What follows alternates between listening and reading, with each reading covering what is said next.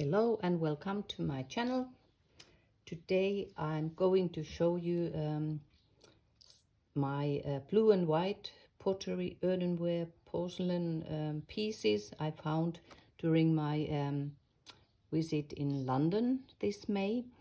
I did some mudlarking and found all these pieces of blue and white. So most of this is transfer printed, and that method made it easier to keep up with the growing demand of affordable tableware in beginning of 19th century.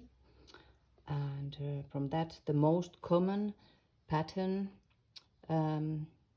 most of us knew is the willow pattern.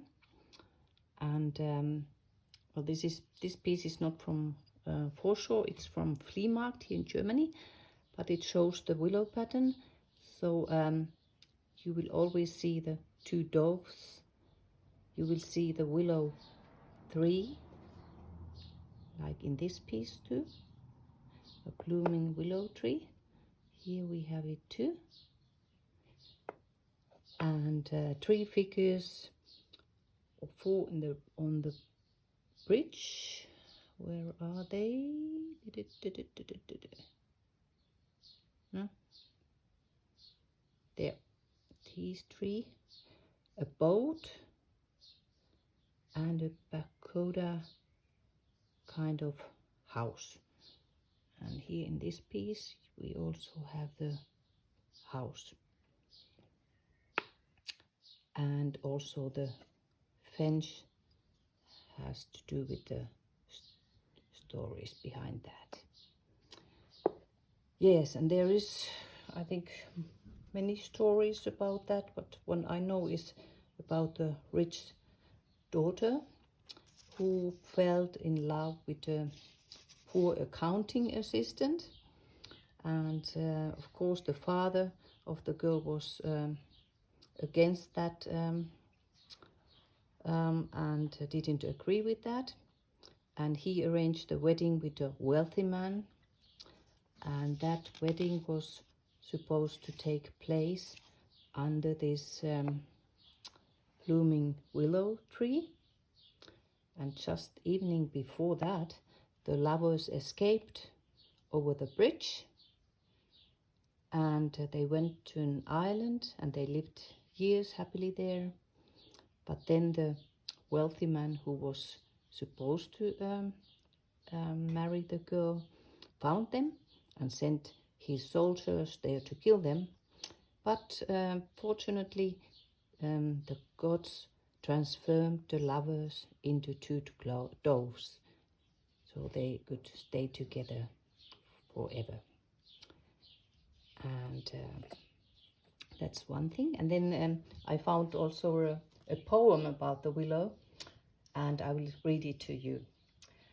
2 birds flying high, a Chinese vessel sailing by, a bridge with 3 men, sometimes 4, a willow 3 hanging over.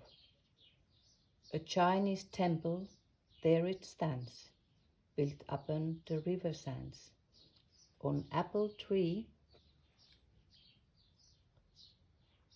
with apples on, a crooked fence to end my song. So that's about the willow.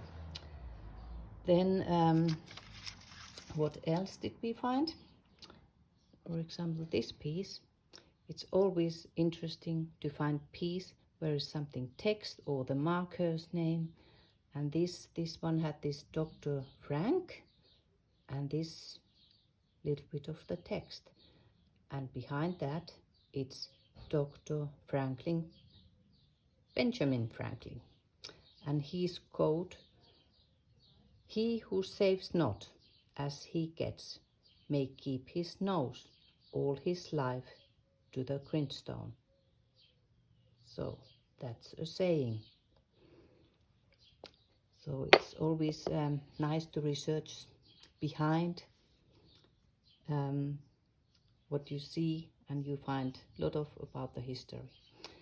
This piece, unfortunately, I have not found anything about this company, So if you know anything, please put in the comment, or if you know from any of these pieces more, kindly write it down for us all to read.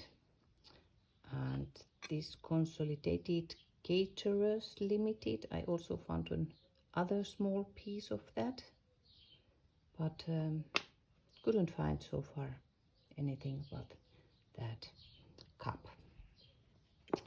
I think this might be the oldest piece. It looks somehow older and hand painted. So be lovely to know what's that from. And we have also some Chinese hand painted. I think it looks more like porcelain. They are thinner, beautiful, but definitely hand painted, these pieces. As well as here you can see a flower. I'm going to make some pendants or something with these all pieces, so stay tuned and you will see what it comes to. This is a bigger piece of a plate, and then I have this bigger piece here, and the art of decorating earthenware, pottery by hand using sponge. This is like spongeware that began in Britain during the 19th century, when potteries in England, Wales, Scotland and Ireland started to use fine board sponges cut into shapes to print simple colored patterns on the inexpensive earthenware. And it makes beautiful surface, and then later on it was glazed and the paint was dabbed on with the sponge to make this. But there was many makers and they copied each other's patterns, so it's hard to know which company this might be. If anybody knows, please let me know. It'd be wonderful to know that. Yes, that's today's blue and white story. I hope you liked it, and please enjoy your day. Take care and see you next time. Bye for now.